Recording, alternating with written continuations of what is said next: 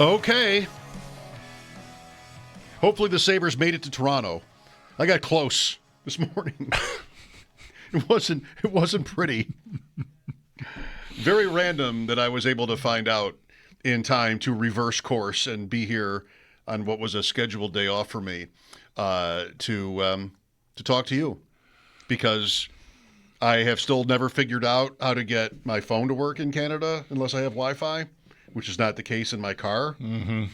And if I weren't displeased with a couple of other of my regular options on the radio this morning, I would have not known until like an hour after it came down. Well, thank God you're here. Well, I don't know. I'm not sure I'm ready to say that.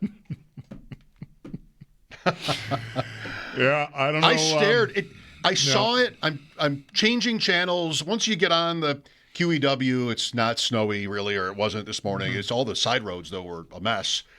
I get on the highway and I'm cruising, and I'm changing channels because something's in an ad and something else is annoying, and I get to NFL radio, and it's written on the screen, Bills to hire Joe Brady, that's helpful. I stared at it. I mean, the combination of right now, really, are you sure? This couldn't have waited, a couple of hours. I got to turn this rig around. And Joe Brady, as recently as yesterday, in a conversation with Sal included, right? No. Right. Yeah, they're getting stuck at the proverbial playoff wall. I said the same. I was on, funny enough, Toronto. I was on Toronto radio TSN this morning, and one of those hosts is Carlo Koliakovo, played for the Sabres, played for the Leafs, played for the Blues. I don't know who else. I don't need to run down his whole career. It's not germane, really. Anyway, he said, or his partner said, Carlo's hearing Brady and somebody else are like the leaders, like the best chance. And you set him straight. And I said, I just don't know about Brady. I sort of regurgitated what we talked about with Sal yesterday. Right? We need a new voice. We need new leadership. We need something that can help us get over the final hump. So we're going to give the job to a guy that's been here for the last 3 or 4 years. Okay. I said, I don't think that really makes sense. So I did tell him we're hearing a lot of Brady's name here too. I feel like I have been hearing that. I just didn't trust it. I thought it was mostly founded in they'll do the easiest thing available. People who are already critical ahead of time of who they're going to hire, of course they're just going to hire Brady. He's here. It's convenient. That's what happened. And that is what ended up happening. The thing I am most concerned by in the reporting that's gone on here in the, 4 hours plus since this news came out, or right around 4 hours, is how specific one reporter, Jordan Schultz, was about what got Brady home, what got him the job. I'm fine. The CEO stuff, that was a home run. Okay. Recognizing the importance of the front office and the coaching staff being aligned on personnel. You know what that reads like to me? That reads like to me the one guy who was critical about the personnel got fired. Yep. And everybody else gets to stay. And so, to me, everyone else gets to stay also makes it sound like I know the whole staff is staying, and we don't know that. No, but they were at risk of losing much of it had they gone in a different direction, and now they don't have to worry about that. Right. This is the easiest option. Just like if they had to move on from McDermott, which I decided I think was because of an internal conflict. Right. As much as anything else. That's why I'm concerned about this being aligned on personnel. It just, to me, doesn't sound good. Why not Brandon Beane, everybody said the day the McDermott news came down, because this is easier. If you're an owner who's really not that interested in getting his hands dirty and might even know well enough to know it's a bad idea, you don't fire the general manager and do the search yourself using, McDermott and or Josh Allen to participate in the, to offer opinions. No, you don't want that. This is easier. Yeah, okay, well, maybe they didn't have good players, but the GM thinks they do, and it's easier for me if he stays and McDermott goes. Then, now I've got this wide open search Bean doesn't have to come back on WGR after the draft to find clips of him already in 2026 that are going to stand out. Like just that clip we just played. How wide open a search. Is this too strong? What an insult to these other candidates. Wide open search, no front runner, young, old, offense, defense, we don't care. And you've got guys here that, seem like pretty hot items in some cases. And the morning after finishing the interviews, you're done. Yeah, we're going to keep it. We're going to promote from within. Who wanted this outcome? Who wanted this outcome? You don't have to tell me that the Bills' offense has been really good. I know. Right. Who wanted this outcome? Anybody? Who was rooting for Joe Brady? Maybe Josh Allen. Well, maybe. He probably didn't hate the idea. He also doesn't have to do any lifting because it's not his decision. He probably will want to disown any responsibility in the decision. That's already happening this afternoon. Yeah, what do you know? There's Peter Schrager from NFL Network. What do you know? Has got he was involved in the interviews, but once they started narrowing the field down, he really didn't have a say. Sure. NFL Network. Yeah. Sure. So, that could be, it could be a few things. I don't know, like the Bills being self-conscious about looking like they made the decision that their quarterback wanted, which would be met with some criticism, but also I think might be lauded by some people because who's more important than Josh Allen, right? But it also could be Allen and Allen's camp trying to sort of, this wasn't our idea. Well, Bean, just like with the draft picks, the Bills Bean kind of wised up to this, that we're willing to admit it's probably true, and why is it a bad thing if Allen is involved in conversations about what we're doing on important decisions? But we don't want anybody to think that they're up to him, like that he could overrule or veto anything or anything like that. So everybody involved, I think, today would want to spin, and NFL Network seems like a great place to do it. Just sort of spin like, he was around, but we didn't actually ask him who we should pick. Right. So that's obvious. Yeah. All of this is obvious, and that's what makes it so disappointing. You were willing to make this McDermott move, and some people even might still believe that it was because of just results, which I do not. I don't think I think there's evidence to the contrary. I think results is fine. A lot of people would have done this based on results. Mm-hmm. I think the Bills did it because they weren't seeing eye to eye anymore. Bean, McDermott, and Pagula, is going with Bean. Yeah. Because it's easier. So, because it's no more correct. It's probably less correct. Yeah. And so that's where this started. And now let's interview a bunch of people. Why did they need to interview Brady at all? But they did. I don't resent his being a candidate. He was a candidate in other places, too. I don't resent Baltimore. It's a good organization. They talked to him. Vegas talked to him twice. Maybe Baltimore did also. I don't resent that. But, man, you had these – this is your chance to get creative. And they didn't. Right. One piece that does give me at least – it doesn't make me like this. It makes me dislike it a little less. Is hearing in the last half an hour or 20 minutes or so through Adam Schefter that Jim Leonhard is a strong candidate for defensive coordinator. Because if, I think a lot of Bills fans probably did this. I did this. Joe Brady's going to be the head coach. They're going to just keep everything else the same. Right? The Bobby Babich, just go through the staff and, that's that has to not work, but it would have, put an exclamation point on McDermott was our problem. We carved him out. We're going to keep the rest of the band together. At least hearing that there's someone from outside the organization perceived as a front runner for one of the important jobs here, that at least takes a little of the stench off of this. I guess. If there's a stench at all, the whole thing just smells funny to me. I guess it does. I heard the show prior to ours talking a lot about we have to see who the staff is first. Who cares? But what is that going to do to me? What is that going to do for me? who the quarterback's coach is now or who the assistant offensive line coach is now. How would that change anybody's opinion on this? At least, for the next 8 months. And maybe there's somebody in the world who follows the Bills and thinks to themselves day to day, what's actually interesting right now is the assistant offensive line coach is doing a great job. Well, look, you can have your fun plumbing down the tree here to the assistant to the assistants and everything. The point I'm making is defensive coordinator matters a lot, and the appearance of just keeping everyone the same would have been unavoidable if they were going to just keep the staff around. And at least if there's someone from the outside, that means maybe a different style, different players, different philosophy. That is different.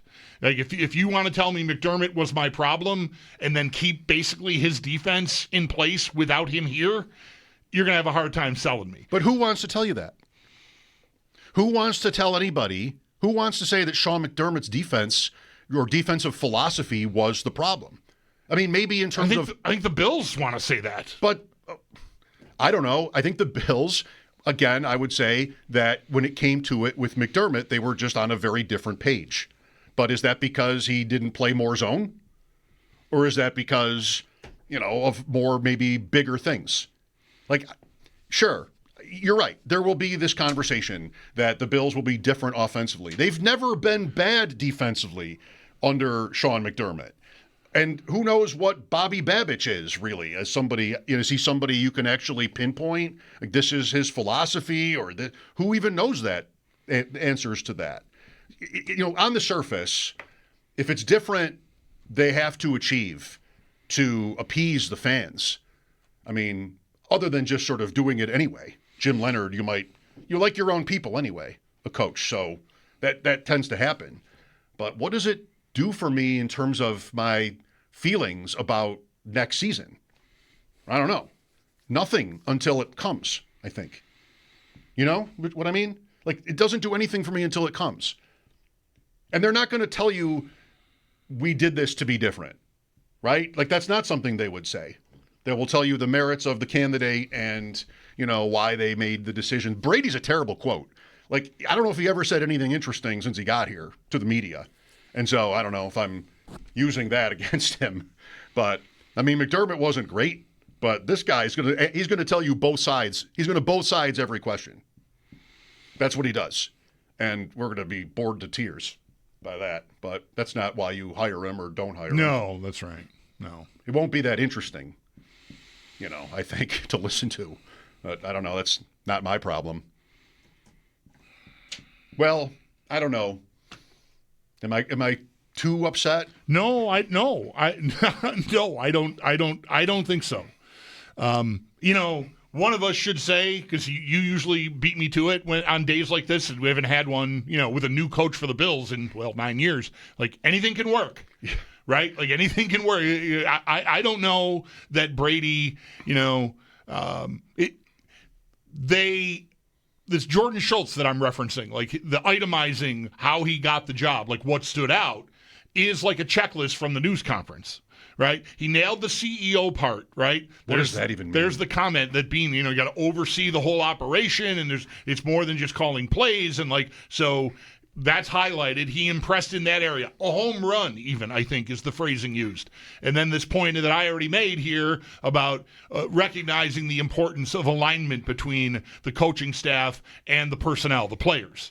Did that not come across loud and clear in the news conference? I mean, if you didn't think Pagula was upset that McDermott may have been privately critical of the roster, you missed it. Because he just went, we got practice squad guys playing. The defense of it was it wasn't the most hilarious thing from the news conference, but it was one of the most, to me, outrageous, because it was anyone objectively looking at this team knew they were down bad personnel-wise all year.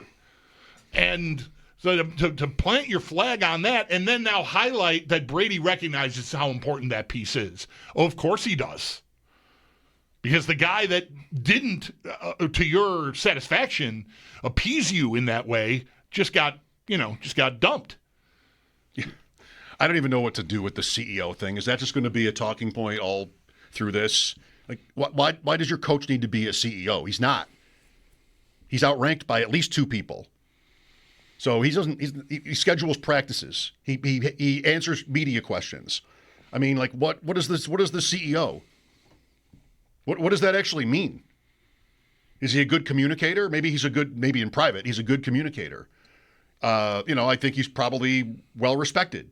I'm not questioning that. I'm not trying to force anything here. But why do I have a coach that needs to check CEO boxes? He's not the CEO. If he were, he'd be hiring the person for the job instead of being hired. So what is that? I mean, he's going to have large control over the roster or the lineup and the plays, not really the roster. That's somebody else's job, at least in theory. So, and that did not change at all here. Like if the Bills had hired someone else, almost anyone else, but someone with experience like Dable, maybe, although he had been here, so he's a little different. Is there a candidate that had been a coach somewhere else that got a look here? No, right? Everybody was assistants or right. Former Bills or both. Anthony Lynn, I guess. Anthony Lynn. But he didn't really have the status. Somebody like Tomlin or somebody like that, if they had talked to somebody like that and considered going there, what does that do for Bean? It's over. It's kind of over for Bean. Right. If it's not somebody that will listen to him. And, does Mike Tomlin need to listen to anybody? Does John Harbaugh? I mean, you wonder about the GM of the Giants. Because their new coach has a lot of status and might get what he wants in these moments of conflict. The Bills did very well it's in the results, but I think, I want to say, because I'm hot, I think the Bills did very well for most of this tenure with McDermott and Bean. Really, hardly anybody ever questioned their being aligned. Yeah. It was really this year that started. Right. It was most of their entire tenure together that was just not a topic. Who wants what? We would wonder sometimes, is this a McDermott pick or a Bean? But they never gave off any sort of indication that there was conflict. And then this year, and, give Pagula maybe enough credit to have detected what you did, which is like, why is Sean McDermott talking about Jacoby Myers every day? If he didn't detect it, I'm sure the guy sitting next to him at last Wednesday's press conference did and mentioned it to him. Yeah. Like, do you hear what this guy's doing to me? Yeah. I don't know. He's carving me up. Subtly, slowly, but surely, he's carving me up. Is Joe Brady good? I mean, the counter argument is, well, it's pretty much all Josh Allen. Okay. It's not Brady's fault that he's got Josh Allen, but I'm sort of nodding at that. Right. 30 points a game and everything else, the rushing leader. I mean, Brady, I think, through McDermott, Brady led them in that direction post-Dorsey of being more physical and bigger and heavy, and they won constantly. They were successful at that, which is why it came as no surprise each of the last 2 full seasons that they would continue in that direction. And they did. But I think anybody who has not really aligned with that hates today. Because how is that changing? This is a James Cook team now still. Right. It's going to come down to James Cook again in 2026. Yeah, that's almost offensive. I really do think today increases the likelihood that everybody lives to see a third season, and we just sort of keep going. But because the results validate it. Even this year, sure, there was a step back. Sure, we had issues. It seems Sean McDermott did too, with the personnel, especially at receiver. But it worked well enough, until it didn't. And so, I don't know, we're to relitigate the last 3 years here, but, we've gone around and around about the defense in the playoffs. The offense has the ball last. They've got a chance to win these games. I think most Bills fans agreed they'd like to see the roster be in better shape. So the guy who built the roster and the guy responsible for the offense that hasn't come through with the ball in their hands at the end of 3 playoff games in a row, those are the guys that get promoted. Okay. I guess we'll see you in September and see how that all goes. Exactly. It's why when it happened and they bungled the firing and the news conference was such a mess, I did not think they would just land on Brady because of the appearance of what it's why I was shook when it happened, and I'm still shook now. Because I'm just not sure I believe in the decision-making process that's going on. It's not to say that Brady can't be successful and that they can't find a new defensive coordinator and improve on the last couple of years' results, especially in the playoffs. Jim Leonard coming from Denver, maybe there's some pixie dust on him from there. They've had a great defense last couple of years. So hopefully that works. But the whole process, to me, has been just a shell game. And that, to me, should decrease your chances of getting the result you're seeking. It doesn't have to. As I already said twice, anything can work. But we've gone from trust the process to I am terrified of the process. We've gone from trust the process to anything can work, which is very droughty. Right. It's just like, this is Adam Krautwurst and mine, like, sort of buzz phrase whenever we make a bad draft pick in fantasy. Well, maybe anything can work. Everybody can think of, sloppy situations that ended up winning. I think probably so. Yeah. See you in September. All right, your turn. 803-0550. Today we have moved Ross Tucker to 5. Interested in his opinions, of course, and then Sal Capaccio slides in at 4, and we'll talk to Sal.